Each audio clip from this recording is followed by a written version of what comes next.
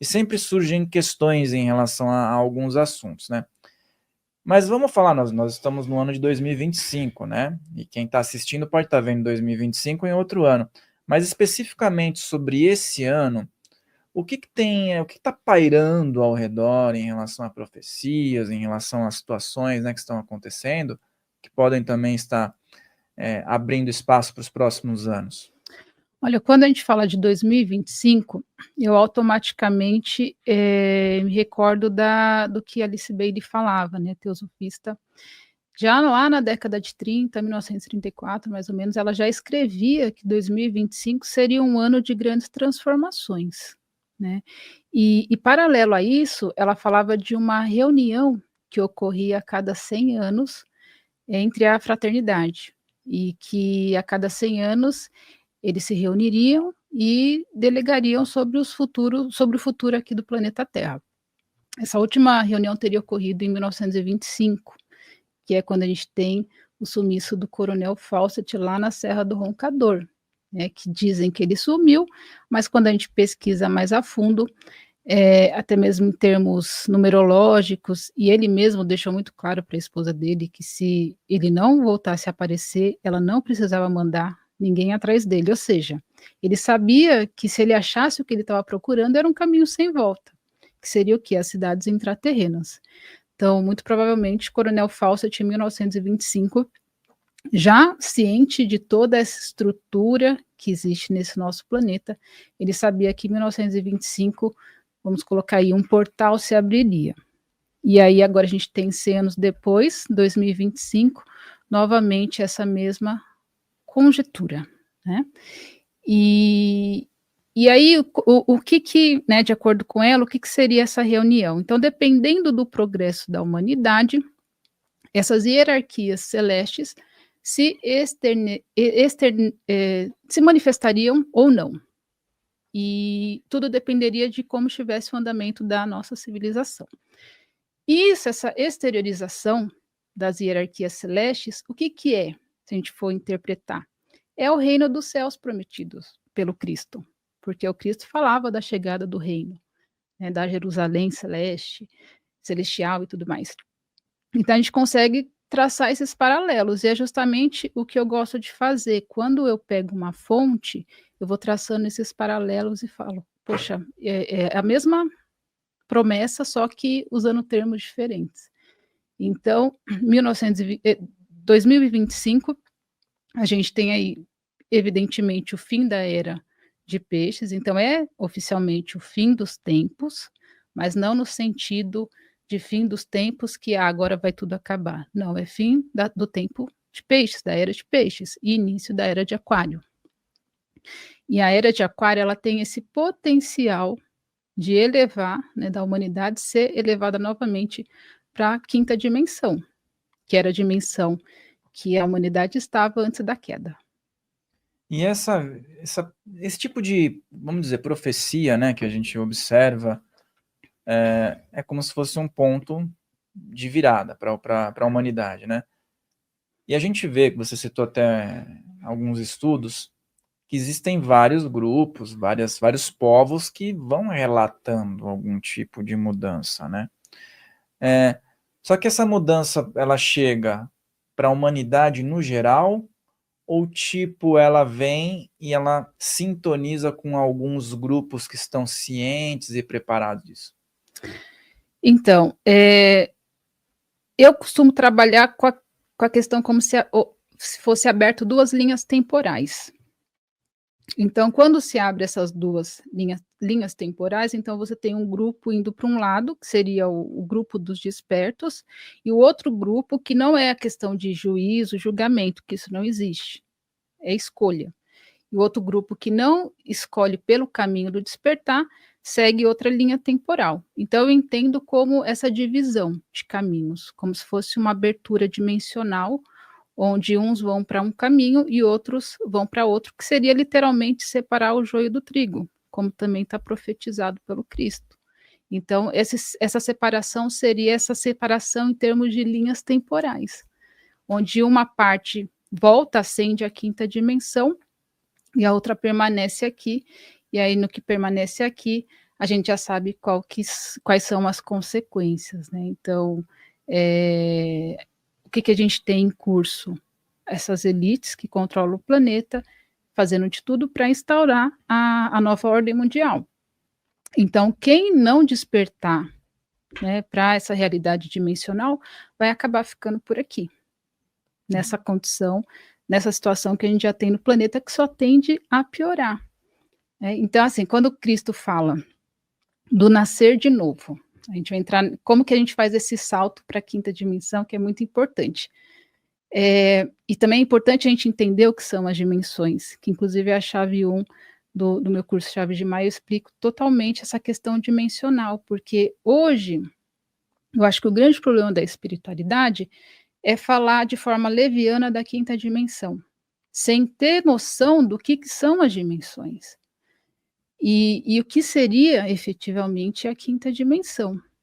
Então, para a gente entender o que é a quinta dimensão, a gente vai voltar lá no paraíso, antes da queda. Então, antes da queda, nós éramos seres dimensionais, que significa o quê? Eu costumo brincar, eu falo que é assim. Por exemplo, eu estava aqui conversando com você, aí de repente eu precisava buscar uma informação que ficou lá na minha casa, digamos. Ou precisava ir no Planalto de Gizé, conferir alguma coisa na esfinge. Eu falava assim, só um minutinho, Rafael, desligava o avatar aqui, puf, em projeção, né, da consciência, minha consciência saía de forma autônoma, né, desse meu avatar, ia lá buscar a informação e voltava. Era assim, por quê? Porque a gente sabia que a gente era a consciência e não o corpo. Na queda, a gente passa a se identificar muito com o corpo.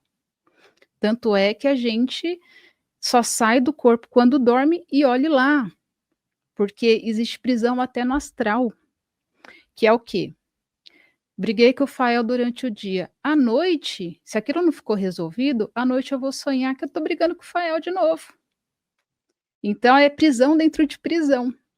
Então, o momento que a gente tem hoje para fazer esse tipo de bilocação, seria mais quando o nosso avatar está desligado. Só que quando a gente desliga o avatar, que é a hora da consciência se ver livre, ela continua presa nos dilemas do dia a dia, nos dilemas da Matrix. Então, isso é a Matrix, é esse adormecimento. Está todo mundo adormecido, sem lembrar dessa realidade dimensional. E aí, o pessoal fala assim, viagem na maionese, questão dimensional. Pessoal, é só se informar. 2023, o David Grush, né, um dos denunciantes lá no Congresso americano, do fenômeno ufológico, né, dos acobertamentos dentro do governo americano, o que ele fala? Existe um potencial interdimensional relacionado ao fenômeno ufológico. Potencial interdimensional. Ele está falando extraterrestre? Não é extraterrestre. São interdimensionais, ou seja, é dimensões. Se é dimensões, então a gente está falando, né, o pessoal identificaria os extraterrestres, na verdade seriam anjos e demônios. É sobre isso. E aí, não, dona, você está interpretando algo que não foi exatamente o que o David Grush falou. Mês passado, aquela congressista Ana Paulina Luna, americana, que está envolvida também com essas questões do desacobertamento e tudo mais, ela falou no podcast de Joe Rogan sobre a questão interdimensional. Ela falou assim, eles não chamam de extraterrestre.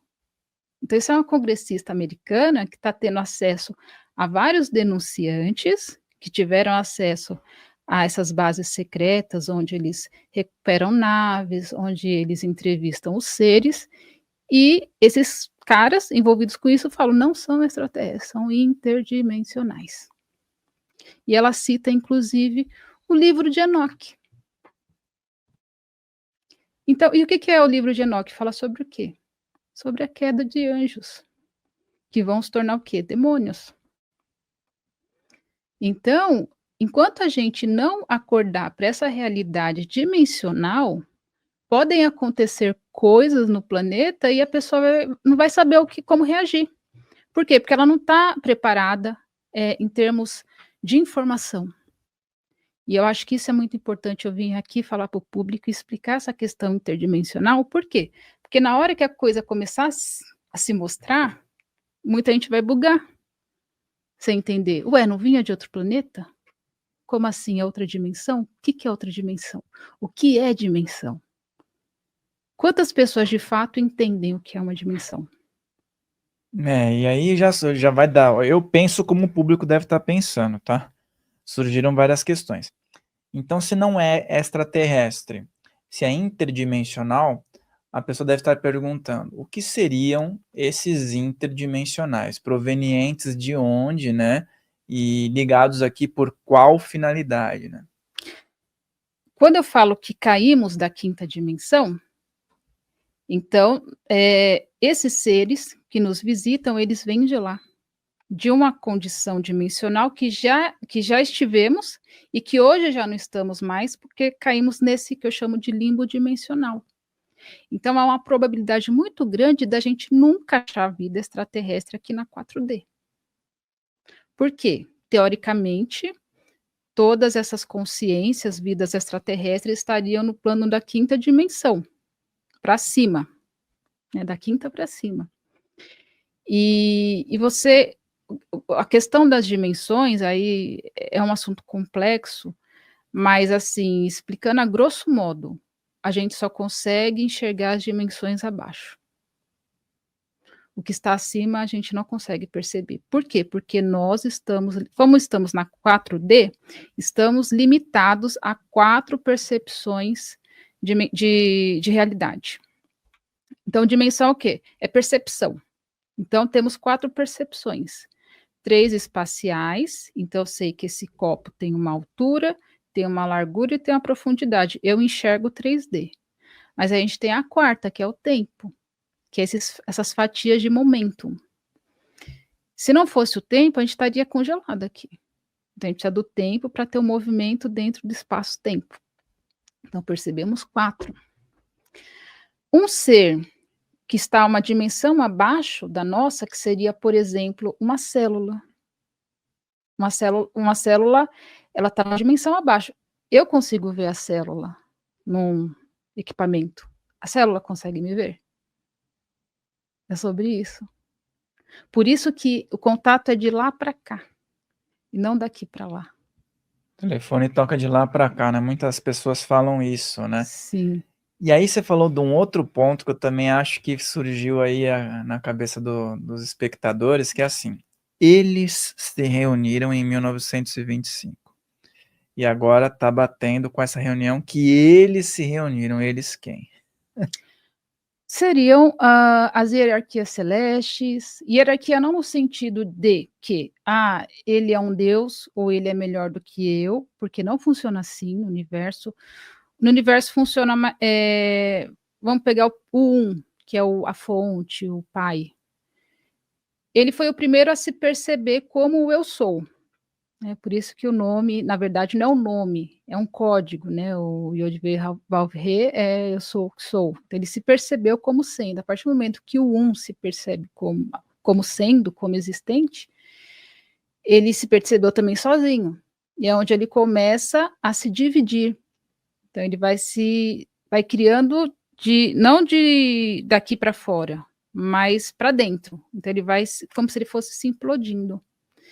E aí, nesse processo de criação das demais consciências, que todas são, quem tem centelha é co-criador de realidade, por isso a lei da atração bate muito nessa tecla, porque o um nos doou parte dele para que participássemos da criação. Só que teve uma galera que não recebeu a centelha. E essa galera que faz a oposição à humanidade, que foram os que se rebelaram. E aí, conforme ele vai se dividindo, então, tem as primeiras divisões. Então, a primeira divisão dele é a Trindade. Então, a Trindade está no topo da criação. E aí ele vai se dividindo, se dividindo, se dividindo. E aí a gente vai ter esses mestres ou essas hierarquias celestes que seriam irmãos mais velhos, que fazem parte das primeiras criações do Um. Então, não no sentido assim, então ele é Deus, vou reverenciá-lo. Não, só devemos reverenciar ao Um.